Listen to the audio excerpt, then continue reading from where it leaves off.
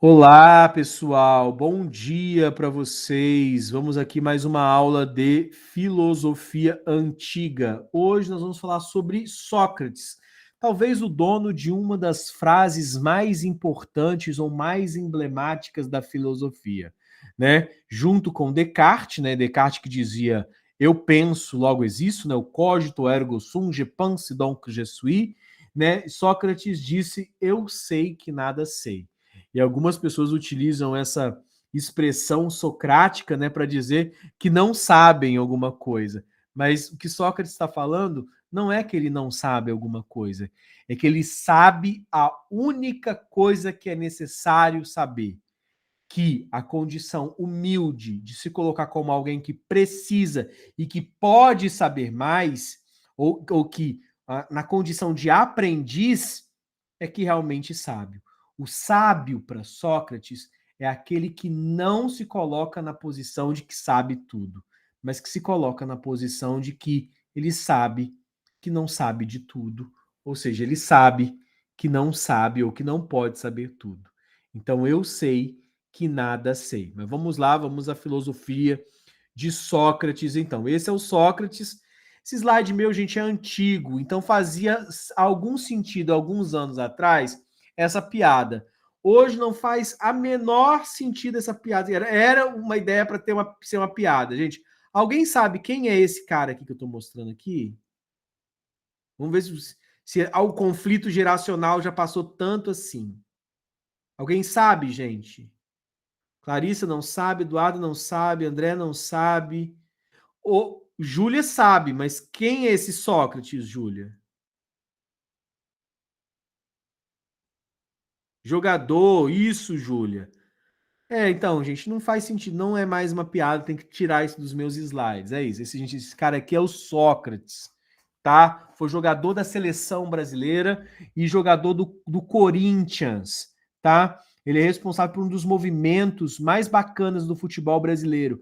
É que era quando o jogador de futebol brasileiro não tinha medo de falar de política, né? Eles lutaram, né? Chamava democracia corintiana, eles lutaram contra a ditadura militar, né, para que nós tivéssemos eleições diretas no final da ditadura, tá? Então os jogadores de futebol responsavelmente se colocavam politicamente e não como hoje fica ali jogando Copinha América no meio da pandemia, né? Então esse aqui, então, Dr. Sócrates, ele era inclusive médico, né? E era o irmão mais velho, o irmão mais novo dele também jogou na seleção brasileira, só que aí ele já era de outro time, né? Era do São Paulo, que é o Raí, e que foi inclusive capitão da seleção brasileira, né, na conquista do tetracampeonato em 1994.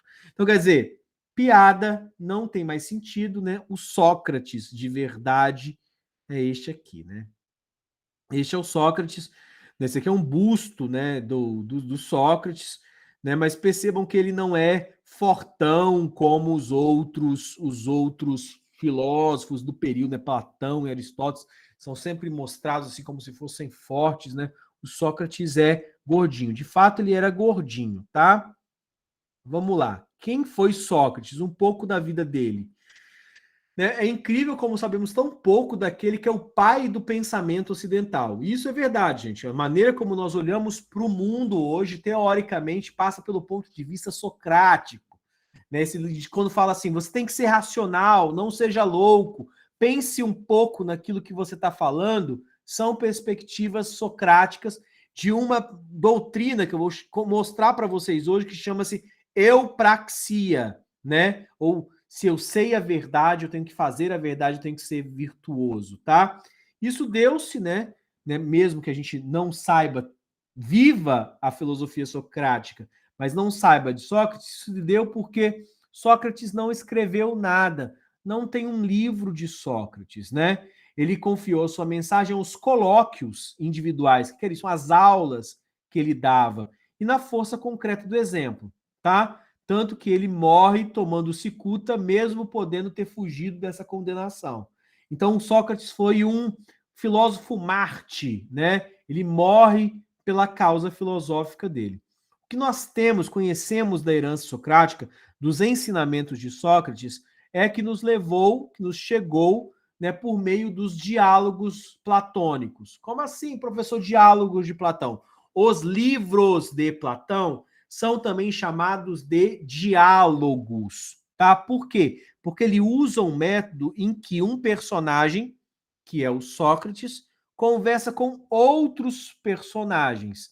Essa conversa é o contexto do livro. Então, os livros de Sócrates, de Platão, perdão, Sócrates não escreveu. Perdão, gente, tô meio com a rinite atacada. São diálogos, né? Mas que pouco pode nos revelar o que de fato pertence a Sócrates e o que é de fato de Platão. Acredita-se que os primeiros livros de Platão, os primeiros diálogos, né, principalmente o Apologia de Sócrates, por exemplo, né, que fala sobre, inclusive, apologia, a gente significa defesa, né? Então, apologia de Sócrates é a defesa de Sócrates. Platão fala sobre esse episódio em que Sócrates está sendo acusado, né, de corromper a juventude, né, e de não adorar os deuses, e por isso que ele seria morto. Então ele conta um pouco essa história, então ali acredita que tenha uma filosofia socrática genuína. Outros textos platônicos ou do Platão jovem, né, também seriam mais socráticos. O que acontece é que Platão era um gênio. Então, Platão também vai ter a sua própria filosofia e vai ser, junto com Aristóteles, né, seu aluno, né, vão formar aí a tríade, né, da filosofia antiga ateniense, né, a filosofia antiga grega, que influenciou a maneira de pensar do nosso Ocidente. Tanto que a filosofia de Platão vai influenciar toda a patrística, né, a filosofia de Santo Agostinho no período medieval, e a filosofia de Aristóteles vai influenciar São Tomás de Aquino, que é a tomística, que é a segunda parte do período medieval. Nós já estamos na modernidade, já vão ter, obviamente, mais filosofias, mais compreensões científicas, mas fato é que, né, essa doutrina, este conteúdo, né, vai ser aquilo que vai permitir, de fato, a compreensão da maneira como nós olhamos para o mundo através do Ocidente. Por quê? Porque as matérias filosóficas vão sendo criadas neste período aqui, né? Antropologia, retórica, estética, ética, filosofia política, filosofia da ciência, metafísica, né? Física, cosmologia, tudo são criações deste período aqui da história da filosofia grega, tá? Sócrates era, então, filho de um artesão grego, Sofronisco, e de uma parteira, Fenarete. A mãe de Sócrates, Fenarete, vai influenciar também uma dos três grandes pilares da filosofia socrática, né, que é o método de Sócrates, que chama-se maiêutica. Eu vou explicar direitinho o que é cada uma desses pontos da filosofia, mas Sócrates acreditava que a ideia podia ser, como numa parteira, parida da ideia da cabeça de uma pessoa. Com perguntas, com ironia, com questionamentos, eu poderia tirar uma ideia, nascer uma ideia da cabeça da pessoa. Ele casou-se, teve muitos filhos com Xantipa, sua esposa, discutiu e foi influenciado pelas posições relativistas e cética dos sofistas, né? Principalmente Górgias de Atenas, que veio antes dele, que era considerado um sofista. Sua reflexão filosófica tornou-se decididamente uma antropologia, ou seja, uma reflexão sobre o homem, tanto que a filosofia socrática também é conhecida como antropologia socrática, que é inclusive o título que eu coloco, né, na semana, na lição de vocês, eu coloco, né, antropologia socrática, tá?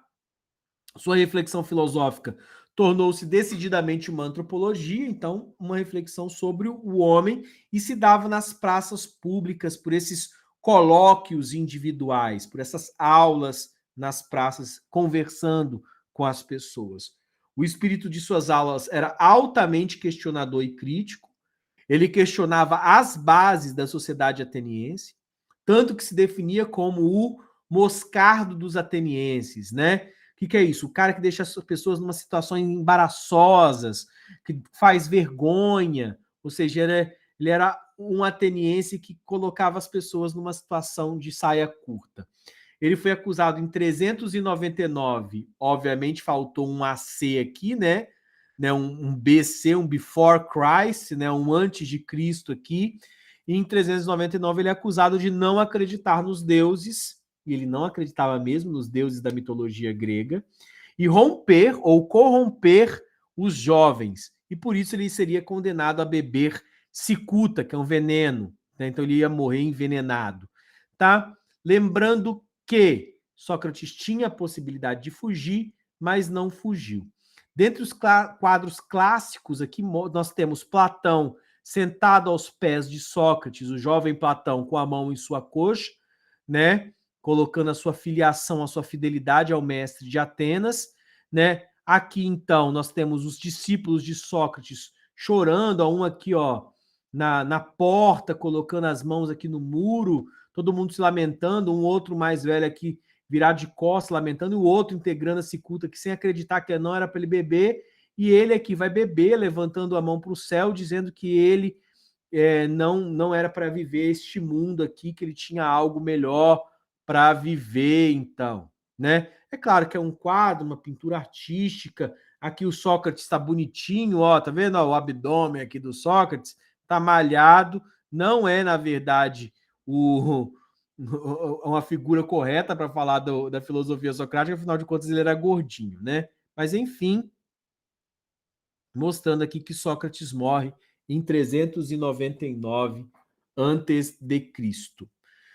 Vamos lá, filosofia socrática. Primeira coisa eu falei, né? Sei que nada sei. É o primeiro grande pilar. Nós vamos ver 3 grandes pilares da filosofia socrática. Este é um. Sei que nada sei. A importância de saber que não se sabe. Gente, o reconhecimento da própria ignorância é o fator que realmente conduz ao conhecimento. Temos em Sócrates, portanto, que a presunção do saber, ou seja, acreditar que sabe, é um obstáculo para o verdadeiro conhecimento. O saber que não se sabe constitui, assim, um critério eficaz para se diferenciar o verdadeiro e o falso sábio. Sócrates, então, usa para a defesa dessa tese a ironia e o paradoxo que lhe são próprios. Ou seja, ele ironizava, e paradoxo, gente, é deixar a pessoa confusa. Ou seja, a pessoa entrava em contradição. O interesse socrático é aqui, com a defesa do não saber, provocar uma sacudida intelectual, dar uma balançada. E para assim, tipo, você acha que você é sábio? As pessoas que acham que são muito sábias, para Sócrates, na verdade, não são, porque elas estão fechadas ao verdadeiro conhecimento, que é poder saber mais, tá? Então, o texto que vai trazer esse grande pilar aqui do Sei que Nada Sei chama-se Apologia de Sócrates, e foi escrito por quem, gente? Por Sócrates? Não, por Platão, já falei isso, tá?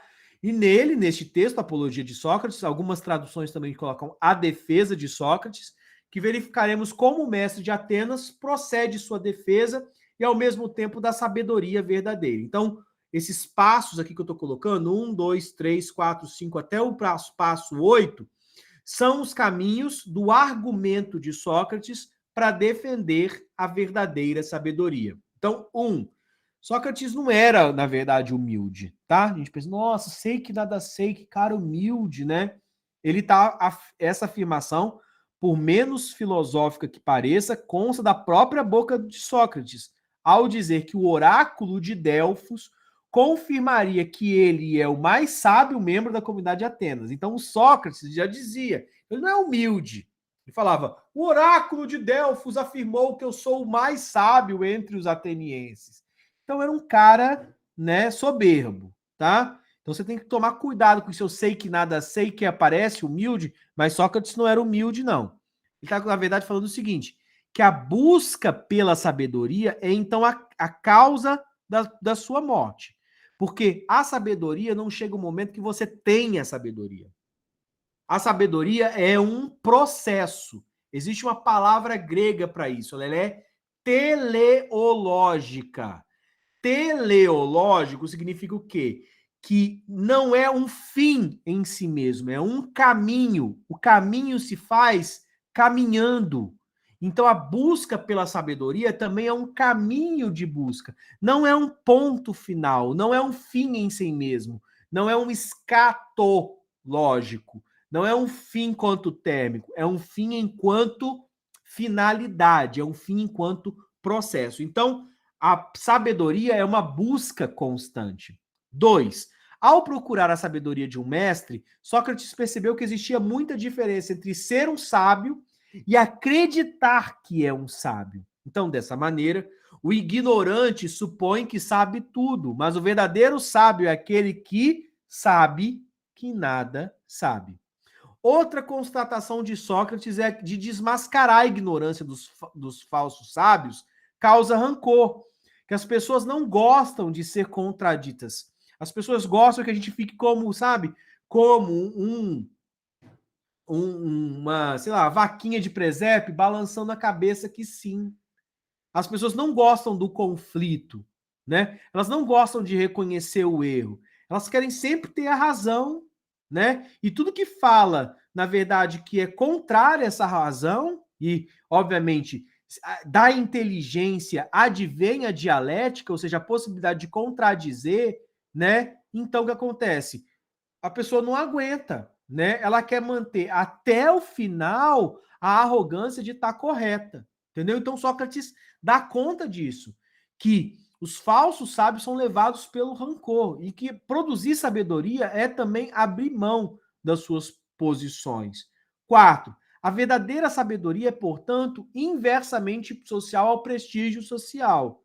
Porque quando você mostra a verdade para as pessoas, certamente essas pessoas vão ficar chateadas com você. Quem tinha prestígio social nesse momento aqui em Atenas eram os sofistas, era Górgias, porque bajulava os grandes líderes. Tratava-se, pois, então, de uma crítica aos sofistas que faziam política, retórica, poética, e isso lhe dava prestígio social. E o que fazia Sócrates?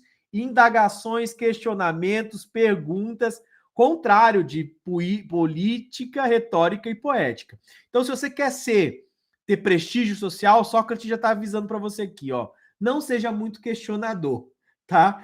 Seja um grande retórico, né? Fale bem, aveludado, com poesia. Isso dá prestígio. A verdade não traz prestígio.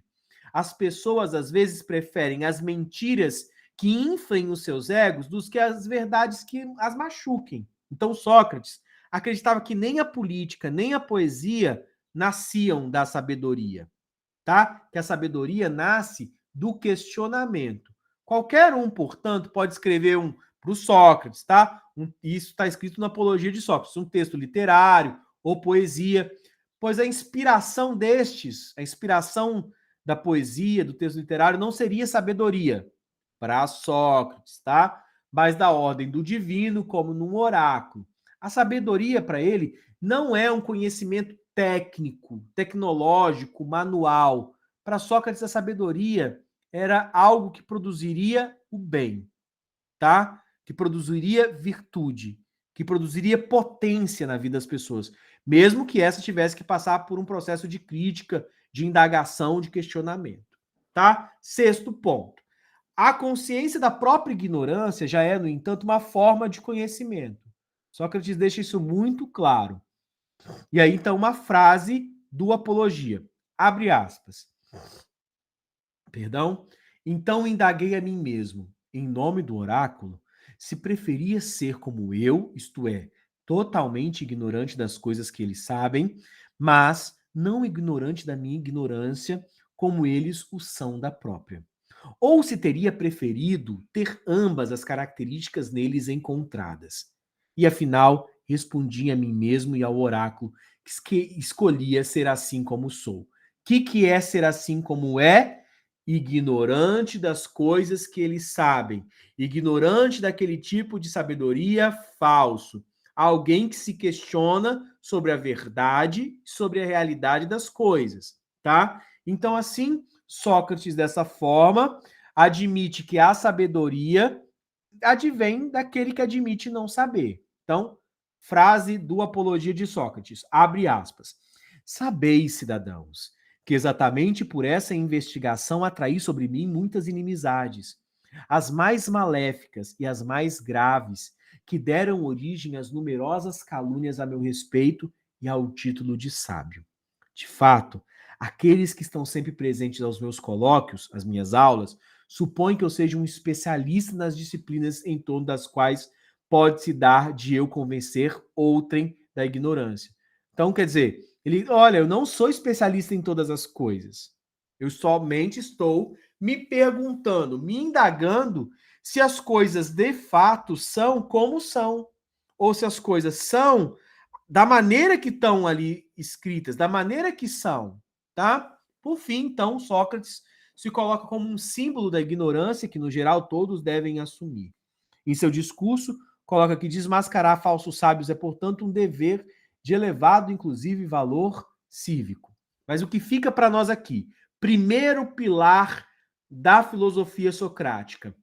Se eu me coloco numa posição que eu sei de todas as coisas, eu sou um falso sábio. Porque a sabedoria não vem num círculo fechado. A sabedoria se vem no lugar daquele que se coloca como aprendiz, ou naquele que pode aprender mais, ou que não acredita em tudo que falaram para ele. Se coloca numa posição de questionar aquilo que é posto, aquilo que é dado, para permitir que o conhecimento, então, seja dado. Tá bom? Este é o primeiro pilar da filosofia socrática. Eu sei que nada sei. Falei para vocês, são 3, né? Vamos agora para o segundo pilar. Ironia e maiêutica. Gente, o primeiro parágrafo aqui de Nicola está falando sobre a ironia, né? Que é quando se faz uso da ironia, disse uma coisa pretendendo dizer outra, né? Não é assim que a gente faz, a gente gera até comicidade, muitas vezes o seu exato contrário, né? Ah, tô gostando muito disso, hein? Não tá gostando nada disso. Isso é ironia. Por exemplo, exclamar ótimo ao ouvir uma resposta nitidamente errada. Sócrates fez da ironia o principal instrumento desse método, que é o segundo pilar, que é a maiêutica. Lembra lá da mãe dele, né, que era parteira? O Sócrates vai falar: "Eu também sou parteiro, só que a minha mãe era parteira de pessoas. Eu sou parteiro de ideias." Maiêutica. Ele formulava perguntas aos seus interlocutores, fingindo-se totalmente ignorante a respeito. E enfatizando a sabedoria do outro, nossa, mas você sabe muito bem disso. Mas isso que você está falando não poderia ser assim, né? E aí a pessoa ficava, opa, entrava num paradoxo, às vezes entrava numa contradição. E ele sugeria uma série de perguntas aparentemente ingênuas, que não tinha nada de ingênuo, mas na verdade em condições de envolver o interlocutor em contradições insolúveis. E aí o pessoal ficava chateado, né? Porque, poxa, tipo, sentia como se tivesse entrado numa armadilha. Mas o fato é que se ele falou uma coisa de um determinado aspecto, de um determinado ponto de vista, ele obviamente ia pela ironia, fazendo com que a pessoa como se estivesse parindo uma ideia. O eureka, né? Nossa, o insight, tive uma ideia. Aí aparece sei lá, uma lâmpadazinha metafórica na cabeça aí. O que é isso? Isso é parir a ideia. Isso é maiêutica. É quando você é provocado por questionamentos e encontra a possibilidade de obstetrícia, né? De obstruir, né? Por isso que a palavra obstetrícia tem aí, é de tirar a obstrução, né? De, obviamente, dar passagem para o neném. Na maiêutica socrática, dá passagem, desobstruir, no caso, a passagem, para eu ter uma ideia. Então, literalmente, a arte da parteira ou a arte da obstetrícia é o significado de maiêutica. Indica o método de investigação de Sócrates, descrito por Platão num livro chamado Teeteto. Sócrates jamais fornecia soluções, limitando-se a levantar perguntas como expediente para que o interlocutor oportunamente estimulado descobrisse ou parisse ou eureka ou insight da verdade que já estava dentro dele. Então, a maiêutica ela é lógica, ela é uma condução argumentativa. Ela não é simplesmente perguntar para chegar a um porquê sim e a pessoa ficar brava, ou porque Deus quis. É como se eu parisse uma ideia, que eu permitisse ter uma ideia. Tá bom? Sócrates é um humanista, tá? Ele é um humanista. Ele indica, então, uma nova tendência inaugurada pelos sofistas e por ele mesmo de colocar problemas do homem Por isso é chamado de uma antropologia socrática, porque ele está perguntando sobre isso, sobre o saber humano, sobre ter ideias. Ele está olhando o quê? Ele não está olhando para o céu para ver a física, o que formam as coisas do universo, como os queriam os pré-socráticos, né? Se era de harmonias, como os pitagóricos, ou era o ser dos eleatas, ou o átomo dos atomistas. Não é uma preocupação da ordem do universo, não é uma preocupação de física, é uma preocupação antropológica. Não estou falando que uma é mais importante do que a outra, não, tá? Que vocês não podem cair nunca na vida de vocês é na falácia, né, de vocês falarem que uma área é boa e a outra área não é. Tudo é bom, as coisas se complementarizam. Não existe, né, um pé que anda sozinho por aí, né? Tem que ter o pé, tem que ter a mão, tem que ter o estômago, tem que ter o intestino, tem que ter a cabeça. Então, todas as áreas aqui são importantes, né? Como dizia São Paulo, para a definição do corpo. E aí o que acontece? Nisso, Sócrates está não mais com aquelas preocupações físicas, ele está tendo preocupações antropológicas, que vai ser diferente de Platão, por exemplo, que vai ter preocupações metafísicas, né, sobre a alma, sobre se a gente vive depois da morte, sobre o mundo das ideias, o sair da caverna, que são elementos da teoria platônica do mundo, tá? Então, obviamente, Sócrates não está olhando mais tanto para a natureza, para o mundo físico, como centro da reflexão filosófica. Sócrates acolhe, então, a sugestão de Protágoras de fazer o homem à medida de todas as coisas, né? Ou seja, o homem para Protágoras é a medida, é a régua de todas as coisas. Ele fala assim, eu não posso falar de uma maneira que não seja humana, porque sou humano, só consigo dizer de maneira humana. Então, procurando o critério da verdade no homem, buscando encontrar a verdade, o conhecimento, e não fora do homem. Então, Sócrates faz uma antropologia humanista, tá? Em sentido, abre aspas, em sentido amplo, a palavra conceito designa qualquer conteúdo da mente. Em sentido estrito, significa um termo universal, ou seja, capaz de indicar toda uma classe de objetos. Por exemplo, cadeira, cão, amor, vida e assim por diante. Na vida comum, todos sabemos, grosso modo, e no nível intuitivo, o que substantivos significam. Então, substantivos são conceitos. Entendemos o que é humanismo, vamos entender o que é conceito para Sócrates, né? Todavia, não temos condições de defini-lo de maneira simples, clara e definitiva. O que é um substantivo, o que é uma coisa. Isso acontece tanto com os termos que se referem a valores morais abstratos, como o amor, a coragem, a sabedoria, como aqueles que indicam objetos concretos. Cão, árvore, casa. É impossível, por exemplo, especificar quais. O que é essa ideia? Sócrates coloca que nós nunca estaremos de posse de certezas que envolvem os conceitos. Os conceitos, eles são históricos. Os conceitos, eles mudam. Os conceitos variam nas cabeças. Então, é necessário o diálogo para se conseguir chegar a melhores definições, a melhores conceitos, que obviamente são formulados pelo humano, são formulados por nós mesmos. Tá? Gente, e aí então, nós seguimos. Deixa eu ver, estamos aqui. Cadê a eupraxia? A gente vai em direção da eupraxia, tá? Para entender os pilares do pensamento socrático, tá? Não chegamos ainda no terceiro, não. Para chegarmos no terceiro, nós vamos ter que fazer um caminhozinho aqui. Gente, com relação ao horário, nós chegamos aqui no horário que a gente tinha de aula físico. Eu vou continuar explicando, tá, gente? Então, quem tiver algum problema, precisar sair, não vou ficar chateado, tá? Só quero que a aula completa, né? Eu perdi algum tempo com vocês aí nessas confusões de semana passada, então aí, e eu vou dar a aula inteira, tá bom?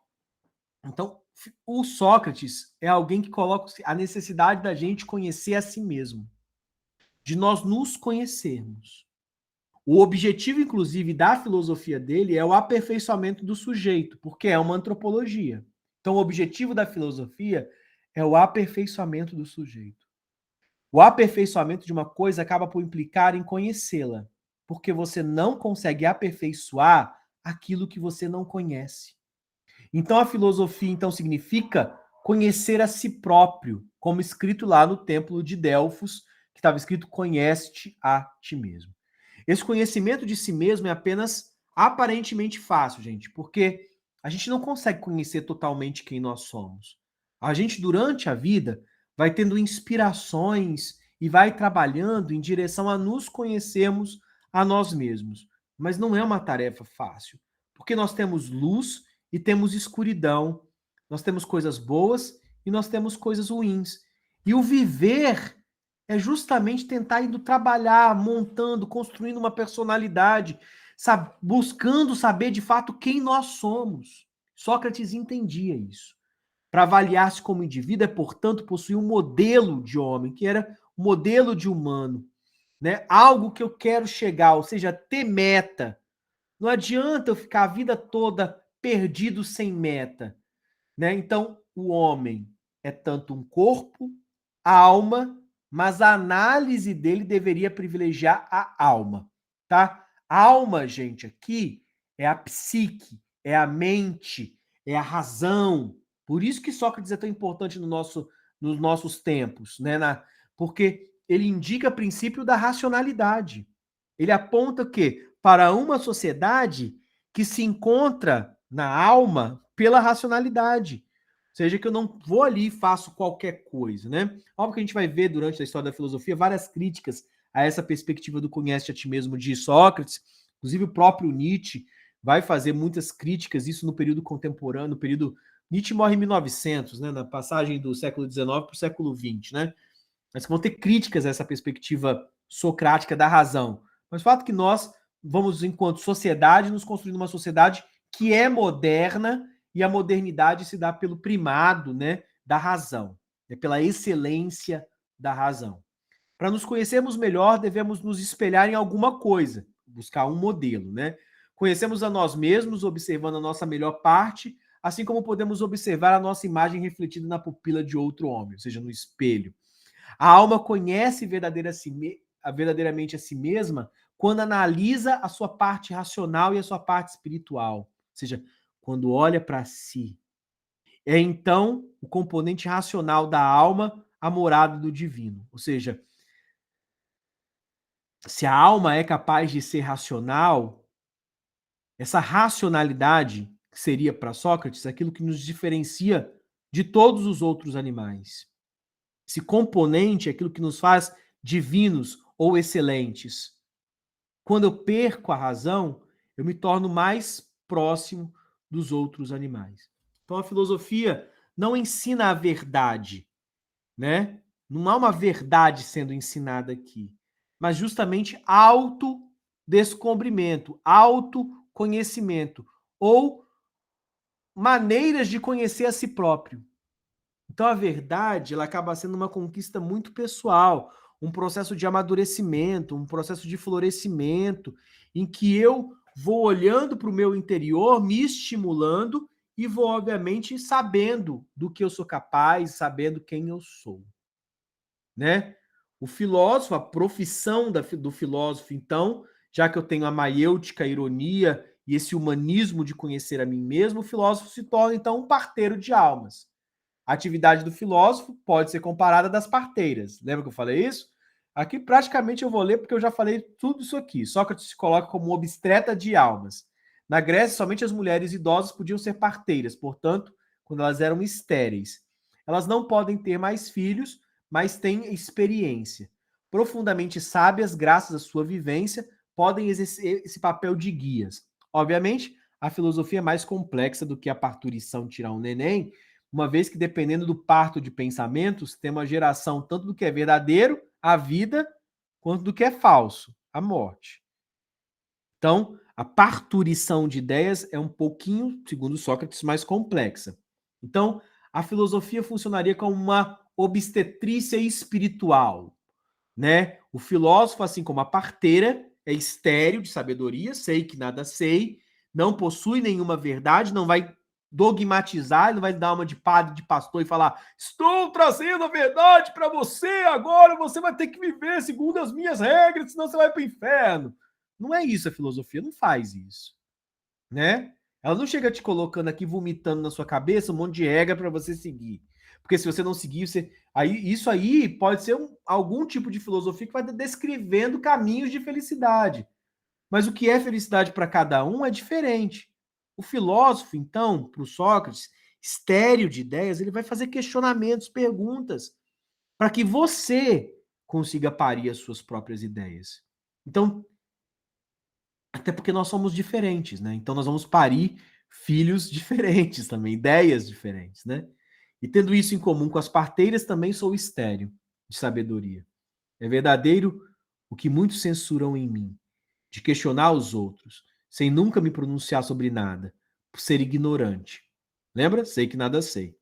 O trabalho do filósofo então consiste em ajudar o interlocutor a gerar a verdade, a descobri-la por si mesmo. Até porque quando a gente chega muito prescritivo para as pessoas, assim, assim, assim, as pessoas não acreditam. Então, às vezes, ela que tem que descobrir por si própria que tomar ivermectina não vai curar a Covid. Você pensa assim, e aí, mas ivermectina é para quê, hein? Ah, um remédio de verme. O vírus é um verme? Não, o vírus não é um verme. E, então, por que ivermectina vai. Uma hora com essas perguntas, com essa maiêutica, a pessoa vai. Opa! Eu não estou produzindo ciência, eu estou acreditando apenas no que o outro falou. Então, remédio de verme não vai curar de Covid. Percebem? Então, não adianta você gastar o seu tempo ali tentando convencer as pessoas. Na verdade, elas só vão compreender quando elas compreenderem por si próprias. O cientista que ou o filósofo é aquele que vai estar junto da pessoa, ajudando ela a encontrar essa felicidade ou essa verdade, tá? A alma, mesmo prenhe de verdade, necessita de um guia espiritual, então, né? A investigação maiêutica da verdade é ao mesmo tempo desestabilizadora, mas mesmo que a pessoa fica meio desestabilizada, ela é fecunda de êxito, fecunda de possibilidades. Para encontrar a verdade, gente, então é preciso buscá-la. É preciso estar prenhe, estar grávido da verdade. Não adianta estar grávido de mentiras, grávido de falsas ideias. Porque aí, obviamente, vai sair coisa ruim daquele nascimento ali. O filósofo, então, por conta disso, desejaria morrer. Sócrates afirma que o sábio deseja apressar a libertação da alma. Lembra lá no quadro, Sócrates apontando para cima? Porque estaria preso a um cárcere corpóreo. Essa mesma figura, ela está em Platão. Platão tinha essa perspectiva também quando falava do mundo das ideias, de que nós estamos presos às mentiras do corpo, de que o corpo não produz conhecimento verdadeiro, né? Porque a gente seria enganado pela visão, pela audição, pelo paladar, pelo tato, seja pelos órgãos do sentido. Então, ele não prolongando eternamente a vida. Então, o filósofo deseja uma hora estar liberto do seu corpo. A dimensão biológica, cultural, e essa tese, então, é partilhada por Platão, são obstáculos no caminho da perfeita realização espiritual. Algo que será aceita pela tradição cristã, o cristianismo também vai dizer isso, né? Do mundo eterno e bom depois, né? E que, segundo Nietzsche, representará a decadência espiritual do Ocidente, que é nunca querer que as coisas boas aconteçam agora. Porque tem gente que acaba fazendo isso, né? É socrático, platônico, a ponto de, e cristão, a ponto de falar assim: a vida boa só vem depois, no paraíso. Agora é tudo ruim. E aí é como se Nietzsche chegasse fazendo uma leitura disso e falasse assim: olha, você tem que querer as coisas boas agora, e se no depois não tiver essa outra vida? Né? E se depois, lá na página 2 não tiver essa vida que você está esperando aí, né? Então, é colocado esse ponto, mas, né, Sócrates então vai se casar perfeitamente com o cristianismo, considerando que a verdade vem depois, tá? A plenitude, o paraíso, as coisas boas vêm depois. Se a morte for então comparada ao nada, como um sonho sem sonhos, a vida é preferível, no entanto. Se a morte for a passagem da alma para outra realidade, tem-se a oportunidade de encontrar homens ilustres. O Sócrates falando. E nesse caso específico da morte de Sócrates, a tranquilidade interior do homem honesto supera o medo da morte. Mesmo a condenação à morte tem assim uma razão de ser. Condenável não está a própria sentença que lhe foi imposta, mas sim sua vontade perversa. É então que Sócrates se coloca como modelo a ser seguido. Somente Deus conhece a verdade, né? E aí só se conheceria a verdade se, né, se colocasse nesse caminho aqui. Eu sei que apareceram algumas dúvidas no chat, eu vou responder assim que terminar, tá bom? Já estamos caminhando para o finalzinho, tá, gente? O terceiro pilar já está chegando, porque a gente já está permitindo conhecer esse homem que vai se realiza pela razão, que encontra a verdade pela razão, tá? Então a gente vai chegar na boa prática, que é a virtude socrática, que é a eupraxia. O conhecimento, então, condição de sabedoria e de virtude. Já começamos, então, começamos aqui o terceiro pilar da filosofia socrática. Então vamos lá. Não, só sei que nada sei. 2, maiêutica como método que vai parir as ideias. A partir do momento que eu começo a me conhecer a si mesmo, eu vou viver segundo aquilo que eu conheço, que é a eupraxia, que é o terceiro pilar. Então, aqui alguns dois trechos, né? Um tirado do Carmínides, trecho 164, e este segundo aqui do Alcebíades, 128, e depois um pedacinho do 133.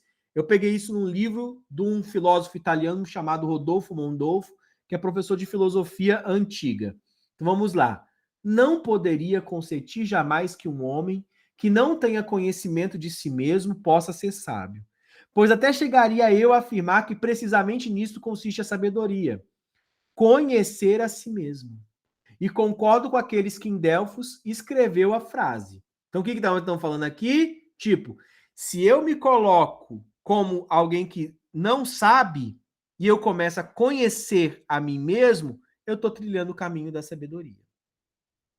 Alcebíades agora, que pois, nunca poderemos saber qual é a arte que melhor cada um de nós, embora ignoremos que somos nós mesmos, tá vendo? Será que eu vou, então, fingir que eu vou encontrar as verdades olhando para mim próprio, ou seja, sabendo ou conhecendo um pouco mais de mim mesmo? Impossível. Enquanto não nos conhecemos a nós mesmos e não formos sábios, poderemos saber o que é que nos pertence de bom e de mal? Chegamos na eupraxia. Ou seja, se eu me coloco como alguém que não sabe tudo, começo então a procurar quem eu sou, o que eu vou parir de mim mesmo? Eu vou parir de mim alguém que deseja ser cada vez mais virtuoso. Porque se eu sei a verdade, por que eu faço aquilo que não é verdade? Se eu sei o que é certo, por que tem pessoas que não vivem aquilo que está certo, que está correto? Se eu sei que está errado e faço, eu não estou agindo só de maneira criminosa. Eu estou agindo contra mim mesmo. Então, diante disso, a solução mais apropriada parece ser a da introspecção, que é a busca de encontrar a verdade.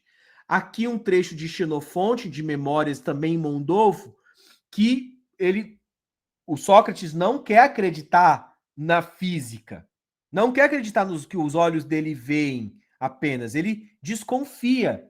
Ele, então, de certa forma, relativiza a sua visão. Olha, maravilha-se de que não se visse claramente que é impossível aos homens resolver problemas semelhantes. Pois os que mais se vangloriam de saber raciocinar sobre o assunto não estão de acordo entre si. Né? Aqui, no caso, uma crítica aos cientistas, que nunca entram num acordo, né? Mas comportam-se uns a respeito dos outros da mesma maneira como fazem os loucos, brigando. Alguns creem que o ser é uno, é um só, aí ele vai criticar os filósofos pré-socráticos, né?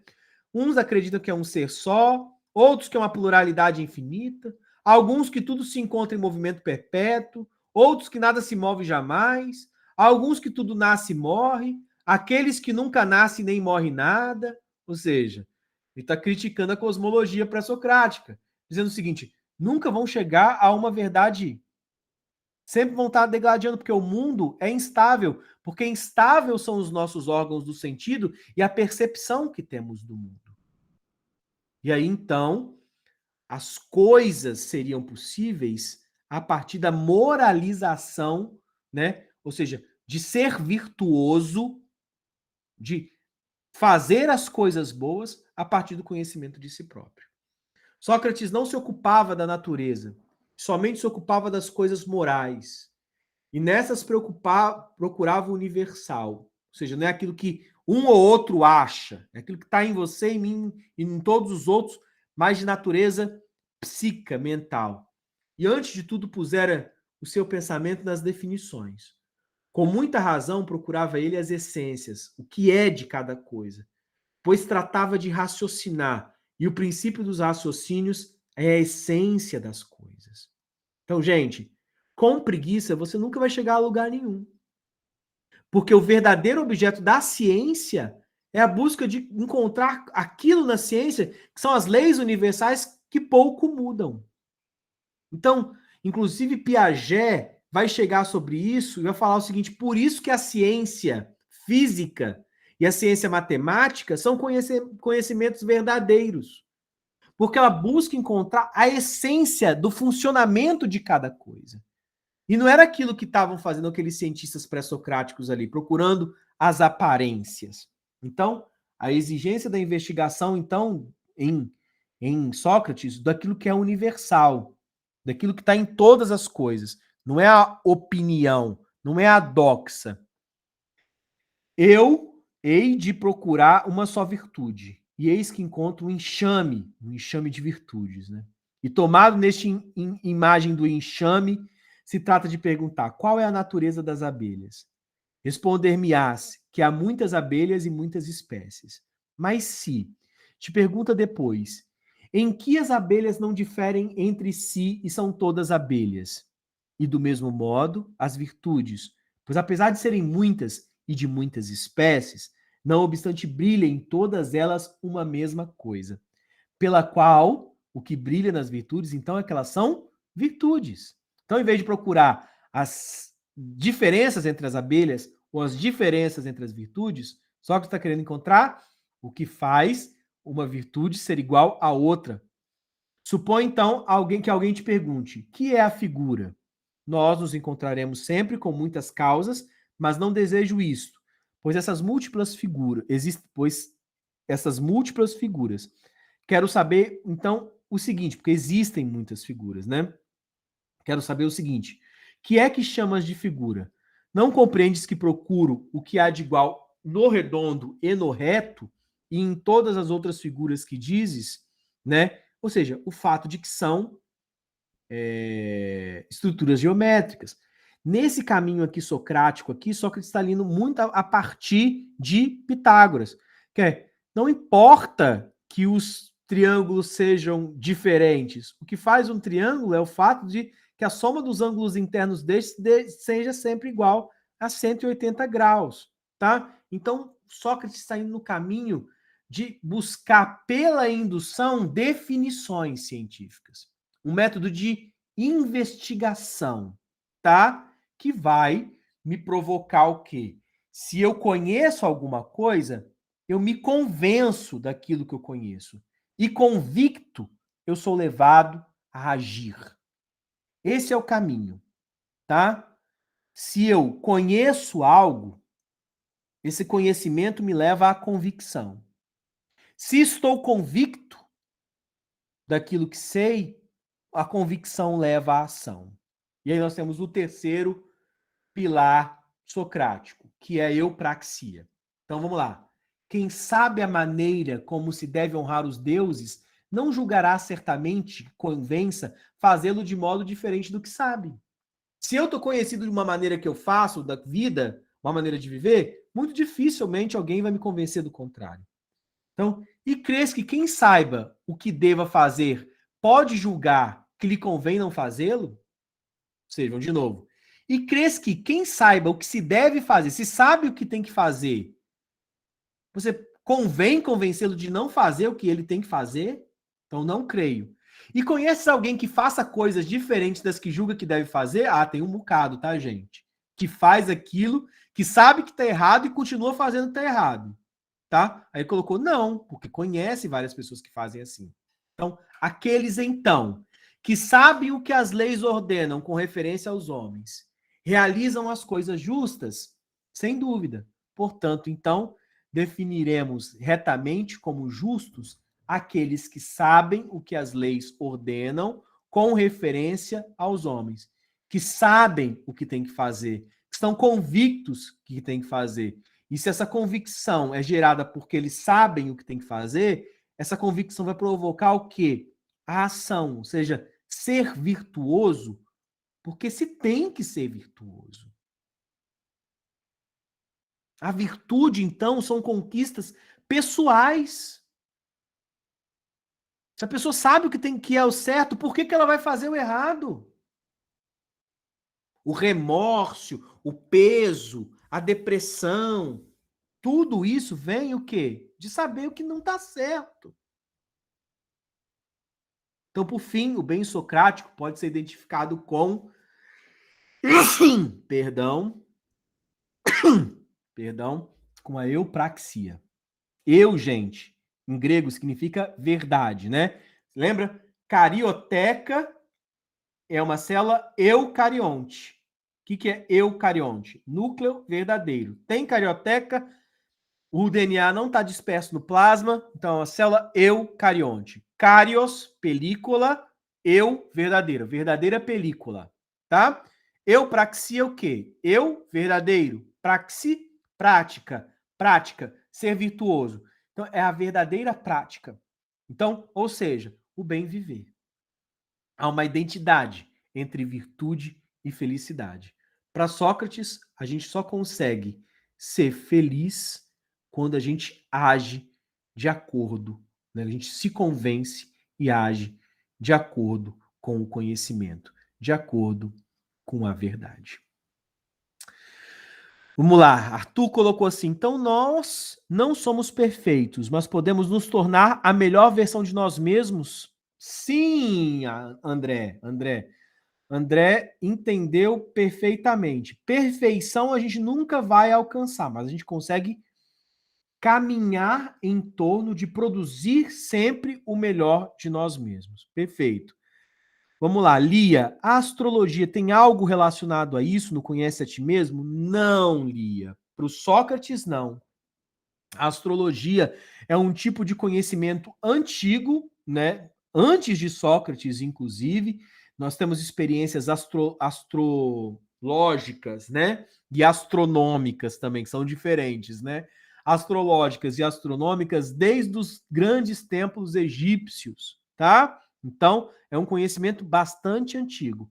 Mas Sócrates não está indo na direção de que, né, o conhecimento ali de si mesmo é relacionado com os astros. O conhecimento de si mesmo para o Sócrates, ele é gerado na busca dos verdadeiros conceitos, da verdadeira ação, ou seja, olhando, né, para si próprio, para si mesmo. Ok? É isso, gente. Uma satisfação imensa estar aqui com vocês. Muito obrigado para vocês que conseguiram ficar aqui mais 24, 25 minutinhos comigo, né? Mas conseguimos concluir a nossa aula de Sócrates.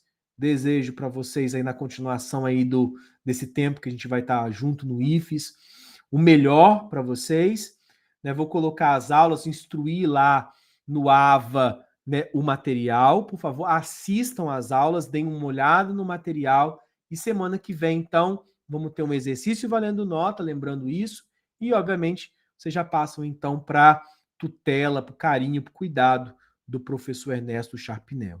Tá? Muito obrigado, tamo junto. A gente se vê então. Grande abraço, tchau, tchau. Até. Até. Tchau, professor. Tchau. Clarissa, você tem uma pergunta? Foi sem querer. Ah, então tá. Valeu, pessoal. Tchau, tchau. Valeu, tchau.